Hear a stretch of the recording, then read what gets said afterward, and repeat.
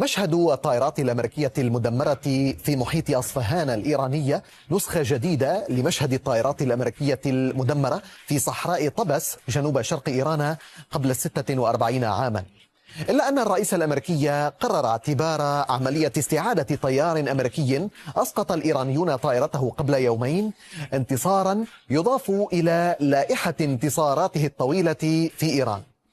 ينكشف حجم الإنجاز الأمريكي حين تتضح التكلفة، فالإيرانيون أسقطوا طائرتي نقل من نوع C-130 ومروحيتين من نوع بلاك هوك اضطرت واشنطن لتدميرها على الأرض لاحقا. إلا أن الاعتراف بتلقي ضربات قاسية صعب على الأمريكيين، فيزعمون أن هذه الطائرات لم تسقطها إيران وإنما تعطلت ما اضطر إلى تركها في الميدان وتفجيرها لاحقا، تماما كما زعموا قبل يومين أن مقاتلة F-15 سقطت بمفردها. لكن الأمر يصبح مفهوما إلى حد ما حين نعود إلى عشرات التصريحات الصادرة عن ترامب بشأن تدمير الدفاع الجوي الإيراني بالكامل. فكيف يمكن إذن تبرير كل هذه الخسائر الجوية؟ هذا يقودنا بالتالي إلى الصورة الأكبر والمستنقع الذي يتخبط فيه الرئيس الأمريكي، وهو يحاول الآن الهروب إلى الأمام عبر التهديد بالمزيد من التصعيد. من المحتمل أن يصعد، ولكن المؤكد أن حساباته الآن لن تختلف عن كل حساباته الخاطئة في عدوانه على إيران. لماذا أستاذ مختار بعد التحية مجددا لم تلتفت طهران إلى هذه المسألة ولم تضع كل جهدها في الوصول إلى هذا الجندي الأمريكي طالما أن حياته ومصيره بهذه الأهمية بالنسبة لواشنطن؟ بسم الله الرحمن الرحيم. تحية لكم والمشاهدين الكرام. يعني أنت هل صدقتم كلام ترامب أساسا؟ يعني الآن قبل لحظات حرس الثورة الإسلامية نشر صورة جثة أحد الضباط الأمريكان وهو محروق داخل إحدى الطائرات. يعني هذا الكلام الدعائي الترامبي الذي اليوم سمعناه الآن بدأت تفضحه. قد يكون فاتنا هذا الأمر أثناء التحضير لهذه الحلقة، ولكن هل هذه معلومة مؤكدة؟ هذا بيان الآن العلاقات العامة لحرس الثورة الإسلامية نشرت له أولى الصور وستفضحه خلال الساعات القادمة، وهذه فضيحة مدوية للرئيس الأمريكي، هذا الكذاب المجنون الذي اليوم بدأ يستخدم شتائم بذيئة في التغريدات بسبب يعني هذه الهزيمة الكبرى. لماذا اليوم يعني هناك رأينا مثل هذا الهيجان من الرئيس الأمريكي، استخدام كلمات بذيئة، بدأ يهدد بنسف كل إيران بسبب الفضيحة الكبرى الذي يعرف هو ماذا حدث مساء أمس. وليس فقط هذه الطائرات، هناك يعني طائرات مسيرة وحتى طائرات هليكوبتر أخرى سقطت يعني في مناطق قريبة أخرى، وسيتم يعني نشر الصور. حتى عندما يعني تحدث أراد أن يقلل من نوع الطائرة كانت F-35 وموجودة الطائرة، وإيران نشرت الصور. يعني هناك لماذا الآن نرى كل هذه العصبية من الرئيس؟ والآن الحرس الثوري نشر أولى الصور لأحد جثث الجنود الأمريكان، وأصلا هو حتى حسب المعلومات يعني حتى قصة أنه أنقذ الطيار الأمريكي كذلك هذا لا أعتقد يعني يكون صحيح، وأصلا مصادر إيرانية شككت في هذا النبأ. أمس هو لحقت به هزيمة كبرى، اليوم نرى من جانبه هذه العصبية. هذه يعني عيب رئيس دولة يأتي ويقوم بشتم الناس، يشتم الإيرانيين، يهدد بنسف كل إيران، ولكن في نهاية المطاف واضح يعني بسبب يعني ما يعاني منه من الآن عصبية والهزيمة الذي يريد أن يروج لها نصر. هو كل شيء يريد يروجه نصر. يعني يقول أنا دمرت قدرات إيران الدفاعية، ولكن هذه إيران الآن نقطة مهمة ودمرت القواعد. نقطة مهمة هذه أستاذ مختار. قدرات إيران الدفاعية ونتحرك بحرية في سماء إيران، هذا منذ اليوم الأول أستاذ ماركو. طب كيف يمكن للرئيس الأمريكي أو للجيش الأمريكي أن يفسر كل هذه الخسائر الجوية خلال يومين فقط إن كان قد دمر الدفاع الجوي الإيراني منذ الأيام الأولى للعملية أو للعدوان؟ أولا تعليق على الصورة، أنا رأيتها قبل الدخول على الهواء. صورة من الممكن أن يتم خلقها بالذكاء الاصطناعي بسهولة بالغة. ودعني أركز على شيء مهم، حتى لو كانت يعني أنا لا أتحدث عن جدية هذه الصورة أم لا، لكن دعني أقول بأن الأمور في الولايات المتحدة الأمريكية ليست تسير كما تسير في إيران. دعنا نقول بأن عندما يتحدث الرئيس الأمريكي عن أن هناك عملية عسكرية لإنقاذ الجندي أو إنقاذ الطيار الأمريكي لا يمكن أن يكون كذابا. لماذا؟ ليس لأنه إله ولكن له سوف يتم محاسبته حساب كبير. والكلمه التي تخرج من رئيس الولايات المتحده الامريكيه عندما نتحدث عن الجيش الامريكي، وهذا امر ليس سياسي، هذا امر يخص الدوله الامريكيه، فهذا امر يعني يكون كل البعد عن طيب من يحاسب الان ترامب على عشرات التصريحات التي اعلن فيها تدمير الدفاع الجوي الايراني؟ توافقني الراي؟ ها، أعلن كذا مرة، عشرات المرات، تدمير الدفاع الجوي الإيراني. طيب تدمير طائرتي سي 130، ثلاث طائرات من نوع بلاك هوك، هليكوبتر مروحيات، F-15 قبلها F-16، الطائرات المسيرة، بماذا يسقطها الإيرانيون إن كان قد دمر كل الدفاع الجوي الإيراني؟ دعني افرق ما بين شيئين استاذ علي. اولا الفرق ما بين سلامه الجندي الامريكي، هذا امر يلتف عليه الديمقراطيين والجمهوريين، هذا امر بعيد كل البعد عن السياسه. دعنا نتحدث عن الحرب الان. تصريحات دونالد ترامب نعم من الممكن ان تكون متناقضه في بعض الاحيان، من الممكن ان تكون غير دقيقه، ولكن دعنا نقول بان ايضا يعني لماذا الان بالتحديد تم اسقاط هذه الطائرات؟ نتحدث بان هل هناك مساعدات يعني تأتي إلى إيران من قبل دول بعينها تعلمها الولايات المتحدة؟ لم نعلم بكل تأكيد هناك تقارير مؤكدة أم لا، وتأكدت الولايات المتحدة الأمريكية بأن هناك مشاركة للمعلومات الاستخباراتية من دول معينة تساعد إيران بذلك. فهل بالفعل هناك مساعدات عسكرية من هذه الدول لإيران؟ لا نعرف بالتأكيد هذا، ولكن هذا لا يعني بأن الولايات المتحدة الأمريكية لم تنجح في يعني اضعاف القدرات العسكريه بشكل كبير. اخر تقرير استخباراتي كان يتحدث على ان نصف الصواريخ موجوده وتعمل، اذا معنى كده ان 50% من الصواريخ ايضا فسدت او تم تدميرها بشكل كامل. المخزون الايراني من الصواريخ والمسيرات هذا مخزون تم بناؤه على مده 47 عام، وتدميره يحتاج الكثير من الوقت، وهذا ليس معناه بان الولايات المتحده الامريكيه لم تقوم بتدميرات يعني كبيره سواء في البحريه او سواء في الصواريخ او سواء في المسيرات او حتى فيما تبقى من سلاح الجو. فهذا امر وطبعا الانجاز في اليوم الاول للعدوان، قتل 180 فتاة في المدرسة، هذا انتصار عظيم للجيش الامريكي ولدونالد ترامب. استاذ مختار، من أين حصلت إيران على هذه المساعدات لتتمكن من إسقاط هذه الطائرات طالما أن دفاعاتها الجوية دمرت في اليوم الأول من العدوان؟ أولا فؤاد أوضح نقطة، هذه هي النوع السردية الأمريكية. يعني عندما ينفضح الأمريكي يقول أن هذه ذكاء اصطناعي، ورأينا عندما الآن يوجد الآن وسائل إعلام أمريكية في طهران ويرون المسيرات كل يوم والمسيرات الكبيرة في كل المدن والأحياء والقرى الإيرانية، والرئيس الأمريكي كان يقول لا هذه الذكاء اصطناعي. اليوم يأتي يتحدث من جانب كل الشعب الإيراني، يقول الشعب الإيراني طلب مني دمر البنى التحتية. يعني وصل إلى هذه المرحلة من الحماقة والجنون. ويعني اليوم كلامه في خلال ساعتين أنا كنت أقرأ كلامه كان يغير كل لحظة كلامه.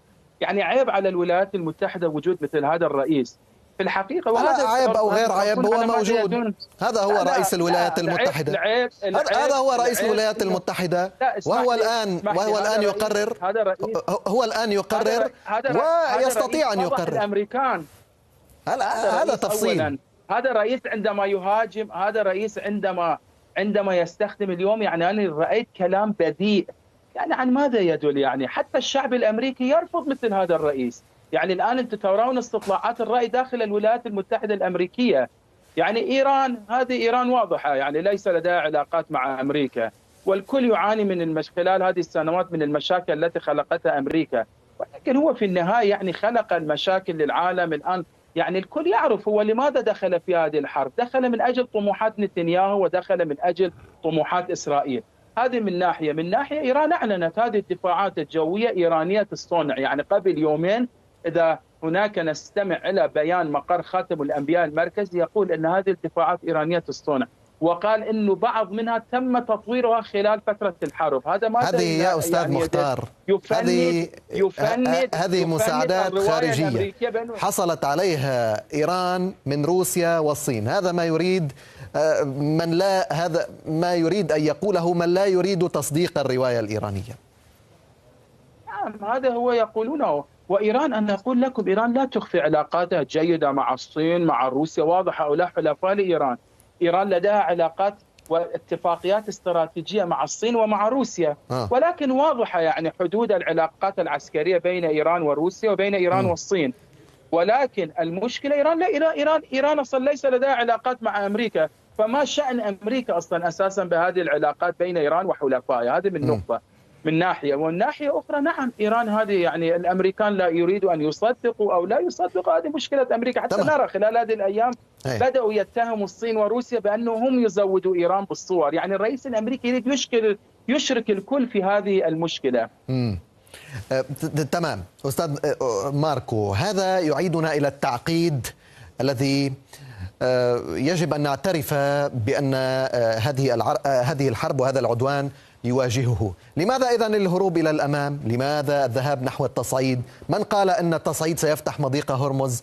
الحل الوحيد لفتح مضيق هرمز هو وقف العدوان على إيران، قصف البنى التحتية وقصف الجسور ومحطات الكهرباء والتباهي بهذه الإنجازات لن يفتح مضيق هرمز. أليس هذا واقعا؟ يعني دعنا نقول الواقع هو يعني محاولة إيرانية لاستخدام مضيق هرمز لأنها كأنها تابعة للنظام الإيراني، ويستخدمون ذلك مخالفة دعنا نقول للقانون الدولي. ولكن دعنا نقول أيضا لدي تعليقين قبل الدخول في هذه الإجابة. يعني عندما نتحدث عن مدرسة ميناب وهذا كان خطأ واعترفت به الولايات المتحدة الأمريكية وتحقق فيه، ماذا عن الاختراقات الإيرانية التي ساهمت في شوف الخطأ أستاذ ماركو، الخطأ لا يعني أن من ارتكب هذا الخطأ وقتل 180 تلميذا ليس مجرما، عليه أن يحاسب إن كان هناك اعتراف بالخطأ. لا يجب أن يتوقف الأمر أنه والله نعم أخطأنا ونكمل العدوان. لا، هناك مجرم، هناك مسؤول عن قتل هؤلاء الأطفال وعليه أن يحاسب. دعني أجاوب. الولايات المتحدة الأمريكية فتحت على التحقيق في هذا، وفي اعتقادي المخطئ سوف يتم محاكمته. هذا أمر طبيعي وهذا أمر يكون إيجابي بالنسبة للولايات المتحدة، لأن الخطأ وارد، وإذا اعترفت الولايات المتحدة بالخطأ وفتحت التحقيق في هذا أمر مهم بالنسبة للولايات المتحدة. ماذا عن إيران الآن؟ نتحدث عن إيران. الأغلب يتحدث بأن الولايات المتحدة الأمريكية تقول ليس هناك حرية رأي. إيران ليس لديها إنترنت. أنتم تغلقون الإنترنت على المستوى الشعب الإيراني. قبل هذه الحرب أصلا كان هناك مظاهرات من الشعب الإيراني ضد النظام الإيراني، ودعنا نقول بأن هذه المظاهرات كانت تريد أن تخرج، ولكن مسؤولين من الحرس الثوري قالوا إذا خرج مظاهرات في إيران سوف نعملها معاملة العدو. فهذا هو الذي يتم مهاجمة المظاهرات الآن في إيران. فدعنا لا نقول بأن الشعب الإيراني على قلب رجل واحد. أصلا هناك توجد مظاهرات ضدكم وضد إسرائيل، ضدكم وضد إذا كان هناك مظاهرات في الداخل هذا أمر لا بأس به. ليس 30، ليس 40,000 واحد طلعوا قبل فترة إرهابيين، 40,000 واحد في كل إيران. هؤلاء ليسوا إيران، هؤلاء ليسوا إيران. أستاذ مختار، هناك 4 صواريخ تم إطلاقها عن ميناء بفواصل مختلفة. الفتيات يا سيدي ذهبوا إلى المصنف المدرسة، وهذا ليس خطأ. هذا ليس خطأ. هذا ليس خطأ. ماذا عن أستاذ مختار، والعراق ولبنان؟ هؤلاء الذين نتحدث عن الإنسانية يا سيدي الفاضل. لحظة أستاذ مختار، هؤلاء المسؤولون خدمة المصالح. أستاذ مختار لحظة، أستاذ ماركو لو سمحت لي، هؤلاء المسؤولون عن هذا الخطأ بين مزدوجين سيحاسبون، يؤكد الأستاذ ماركو. من يحاسبون؟ الجيش الأمريكي يحاسبهم. هو على الأقل الإيراني الذي قتل مدنيين لم يتم محاسبته حتى الآن. أكبر جيش إرهابي. هذا لا تأتي بالأكاذيب. إيران أعلنت، ومعظم هؤلاء إيران أعلنت 3000 شخص قتلوا في تلك الأحداث، و2700 منهم من عداد الشهداء، وعوائلهم يقول من عداد الشهداء. يعني قتلهم الإرهابيين المدعومين منكم.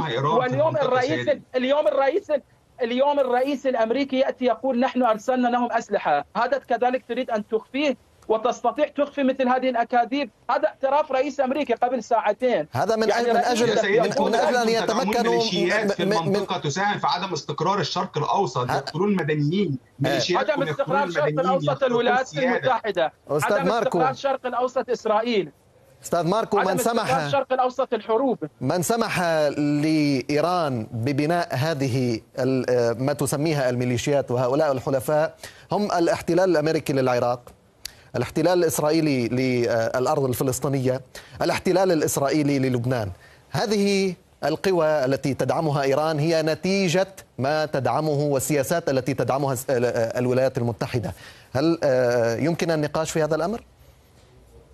بكل تأكيد. يعني إذا كان هناك نتيجة للمقاومة التي تتحدث عنها الدولة الإيرانية الآن، يتحدثون عن المقاومة وخدمة القضية الفلسطينية وخدمة الإسلام، هل هذا ينوط به قتل المدنيين في سوريا على سبيل المثال، قتل المدنيين في أو استحلال سيادة الدول في العراق وسوريا ولبنان وما يحدث في فلسطين فقط لخدمة النظام الإيراني، في حين أنهم لا سيادة الدول استحلتها الولايات المتحدة قبل إيران. سيادة الدول سيادة الدول لا تستحلها الولايات المتحدة. الولايات المتحدة بتحاول الحفاظ على ما تبقى من النظام الدولي. الولايات المتحدة بتحاول استقرار الشرق الأوسط، لأنها تعلم بأن إيران تنتهج سياسة عدم الصداقة للدول. إيران الآن تستهدف دول الخليج بكل دولها وبكل منشآت البنية التحتية، في حين أن دول الخليج تمتنع عن أي شيء. فإذا الولايات المتحدة الأمريكية تحارب هذا النظام الذي يدعم الإرهاب ويدعم عدم الاستقرار في الشرق الأوسط. هذا ما تفعله الولايات المتحدة. تنظيم القاعدة وتنظيم داعش الإرهابي أسسته أمريكا وليست إيران. أستاذ مختار دعه يكمل رجاء ونعود إليك. تفضل أستاذ ماركو.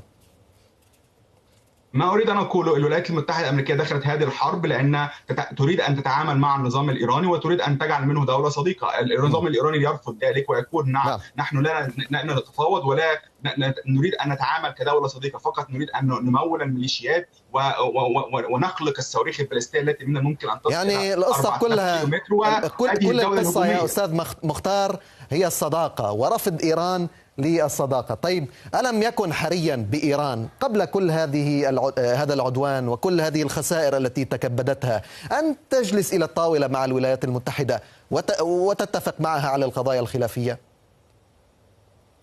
يعني هناك الآن من كان في المفاوضات ومن دخل في المفاوضات. يعني المرة الأولى إيران دخلت في المفاوضات مع إدارة المجرم الإرهابي ترامب، ورأينا يعني هناك على الجميع أن يعلم هناك في الجولة الخامسة تم إعداد ورقة كان من المفترض أن يتم التوقيع عليها. يوم الجمعة هاجموا إيران، كان من المفترض أن هذه الورقة يتم التوقيع عليها يوم الاثنين. بعد هذه الأمور جاءت الدول مرة أخرى قالت لإيران تعالوا ونجلس مع الولايات المتحدة. إيران جلست مرة أخرى مع الولايات المتحدة. وزير الخارجية العماني ليلة قبل الحرب كشف عن تفاصيل تلك المفاوضات وكانت إيجابية جدا، وإيران أبدت مرونة كبيرة. الولايات المتحدة استخدمت مرتين المفاوضات للخديعة. هناك كان اتفاق بين إيران والولايات المتحدة، ولكن لأنه ترامب لا يعجبه اتفاقية أوباما جاء ونسف ذلك الاتفاق. هذا كذلك نتركه إلى جانب، ولكن مرتين من التفاوض كنا على وشك التوصل إلى اتفاق استخدمه كخديعة للحرب. عن أي صداقة يتحدث؟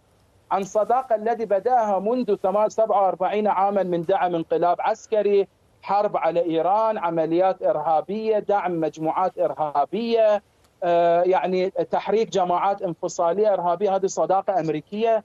كل هذه السنوات الولايات المتحدة فقط جاءت للمشاكل لإيران، وعندما دخلت إيران في التفاوض مع هذه الإدارة الأمريكية استخدمت مرتين التفاوض للخديعة. يعني شو هذه السردية الأمريكية المضحكة المؤسفة؟ كل العالم يقول وكل العالم يعترف بأنه من قلب طاولة المفاوضات الولايات المتحدة. طيب، وعلى أساس ذلك هناك لا توجد دولة الآن تثق بأمريكا. الآن يهدد دونالد ترامب يهدد بقصف البنية التحتية المدنية، محطات الكهرباء والجسور أستاذ ماركو، ويقول أن الوقت ينفد ويصف الأمر بالجحيم وما إلى هنالك. من قال أن سلوك هذا الطريق سيدفع إيران إلى التنازل أو التراجع؟ أستاذ علي، المفاوضات التي تحدث عنها الأستاذ مختار لم تنجح. لم يقدموا الإيرانيين أي تنازل. الإيرانيين فقط تمسكوا برأيهم والتخصيب في الداخل الإيراني، وتمسكوا بحقهم في التخصيب داخل، ولم يتنازلون عن أي شيء. لا، غير صحيح. ما أعلنه وزير الخارجية العماني ليلة المفاوضات على قاعدة اللهم اشهد أني بلغت كان اتفاقا مفاجئا حتى للبريطانيين. تذكر أن البريطانيين والوزراء في الحكومة البريطانية تفاجؤوا بأن إيران وافقت على كل هذه التقديمات في الورقة التي تم إعدادها. إذا لو كان هذا هو صحيحا، وإذا كان فعلا الإيرانيين جادون في تقديم تنازلات، أولا لماذا الرئيس دونالد ترامب دخل هذه الحرب وهو أصلا كان معارض للحروب منذ حتى وصوله للبيت الأبيض؟ كان موقفه واضح منذ البداية بأنه إدارته معرضة للحروب بشكل كبير، وحتى بنى حملته الانتخابية على الحروب. إذا لو كان الإيرانيين فعلا كانوا جادين في تقديم تنازلات، إذا لماذا الرئيس دونالد ترامب يدخل هذه الحرب وهو الآن يريد لسبب بسيط، لأنه اعتقد أنه عبر دخول الحرب يستطيع تحقيق شروط أفضل وجلب إيران إلى طاولة الاستسلام. طبعا فشل في ذلك، والآن في حال قصف البنية التحتية المدنية في إيران، من قال أنه سينجح في ذلك؟ دعني أقول بأن لو كان دونالد ترامب وصل إليه تقديم تنازلات، أو دعنا نقول إظهار في ليونة من المواقف الإيرانية، لما كان داخل هذه الحرب، لكن هو تواصل في الضغوط الاقتصادية وتواصل في الضغوط الدبلوماسية التي رأيناها، ولما كان داخل هذه الحرب لأنه يعلم بأن هناك تكلفة سياسية ومادية كبيرة، ويعلم بأن هناك استهداف لمصالح الدول الخليجية التي تعتبر حلفاء للولايات المتحدة. لا يعني هو لم يكن يعلم. لا هو لم يكن يعلم. هو حين أبلغ بأن طهران قد تغلق مضيق هرمز قال سيستسلمون قبل أن يغلقوا مضيق هرمز. أليس هذا صحيحا؟ يا سيدي الفاضل، احنا كنا بنتكلم عن المفاوضات قبل الحرب اصلا. لو كان هناك تقديم للتنازلات الايرانيه بالفعل لما كان دونالد ترامب فتح هذه الحرب، لانه لا يريد حروب اصلا، ولكن هو تم وضعه في موقف انه لابد عليه ان يقوم باستخدام القوى العسكريه، لانه لم يكن هناك تقديم لتنازلات اصلا من الموقف الإيراني. الايرانيين يدخلون المفاوضات من اجل التفاوض فقط، ويحاولون شراء الوقت حتى يخرج دونالد ترامب من الحكم. هذا هو دخل الحرب، وواضح أن الحسابات غير دقيقة إن لم نكن نريد القول أنها خاطئة. الآن من قال أن قصف البنية التحتية المدنية في إيران، هذا الشعب الإيراني الذي يريد ترامب له الحرية، يريد الآن أن يتركه بدون كهرباء وبدون جسور ومن دون بنية تحتية، من قال أن هذه الخطوة ستدفع إيران إلى التراجع أو إلى الاستسلام؟ اولا هذا ما تحدث عنه دونالد ترامب لم يحدث حتى الان. نعلم بان دونالد ترامب ممكن يتحدث كثيرا ويفعل اشياء اخرى. لا نعلم بالطبع ما سوف يحدث، ولكن في اعتقادي التصعيد العسكري من قبل الولايات المتحده الامريكيه امر سوف يكون منطقي لما يحدث في المستقبل. لماذا؟ لانه لم يصل الى شروطه. كل يوم يتحدث دونالد ترامب على ان هناك مفاوضات، وكل يوم يحاول الضغط على النظام الايراني. لم يقدم تنازلات، بالتاكيد سوف يصعد، ولكن لا نعلم ما سوف يفعله، او لا نعلم ما سوف يحدث بعد الساعة 8 يوم الثلاثاء. أستاذ مختار، هل تسارع ترامب إلى توقيع اتفاق قبل انتهاء المهلة التي أعطاها إياها دونالد ترامب، أم تواجه الجحيم وعندها تختلط كل الأوراق وتختلط الخيارات؟ أكد أن إيران لن تتفاوض مع هذه الإدارة الأمريكية. التفاوض كان قبل يوم 28 فبراير. بعد يوم 28 فبراير هذه العمليات الاغتيال، العمليات الإجرامية، قصف إيران، قصف بنى تحتية، قصف منشآت مدنية، كل هذه المعارضة من جانب الشعب الإيراني الآن تجاه الولايات المتحدة. لا أعتقد أن هناك سيكون تفاوض مع هذه الإدارة الأمريكية، ويستطيع يختبر قوة إيران يعني مرة أخرى. إذا أراد يستهدف بنى تحتية سيرى من سيفتح الجحيم بالنسبة للوجود الأمريكي في المنطقة وفي الكيان الصهيوني. حتما إيران سيكون لديها ردود واسعة على الوجود الأمريكي في المنطقة. وأقول لكم من سيعود إلى العصر الحجري هو الكيان الصهيوني. يعني هذا أمر مؤكد. هذا الكيان يعني يكون بمستوى إحدى المحافظات الإيرانية. إذا إيران تريد أن تعيد هذا الكيان إلى العصر الحجري، تعرف يعني هذا يكون أمر بالنسبة لإيران سهل جدا في استهداف ماذا تنتظر؟ البنى التحتية الإسرائيلية. ماذا تنتظر؟ وكذلك ستستهدف أي مكان يدعم القواعد الأمريكية وأي منشأة تدعم القواعد الأمريكية. لم تقل لي أستاذ مختار ما الذي تنتظره لتنفيذ هذا التهديد؟